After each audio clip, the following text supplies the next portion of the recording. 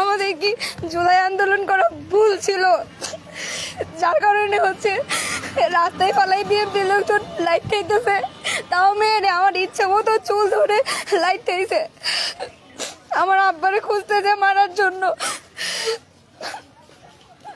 গতকাল আমার বোনকে বৃষ্টির মধ্যে কিছু বাঙালি ছেলে বিরক্ত করে, যার কারণে এলাকার যে মাতুব্বার বিএনপির চেয়ারম্যান ক্যান্ডিডেট আমাদের ইউনিয়নের, তার কাছে বিচার দিই। সে বলে যে আজকে 10টার সময় মীমাংসা করে দিবে। তো 11:34 বাজে তখন আমি তার ফোন দিই সে কখন বসবে। সে বলে যে আসতেছে।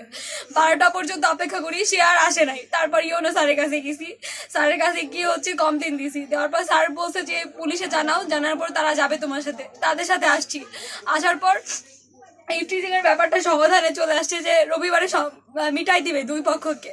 তো এই কথা হচ্ছে বলার জন্য যে স্যার রবিবারে আমাদের সালিশ করলে সমস্যা নেই, এটা জানানোর জন্য আমি স্যারের কাছে গেছি, যে দায়িত্বরত পুলিশ ছিল ওনার কাছে গেছি। ওই জায়গা থেকে আসার সময় আমার বিএনপির একজন নেতাকর্মী, উনি হচ্ছে আমার চুল ধরে আমার নিয়ে আসছে রাস্তা পর্যন্ত।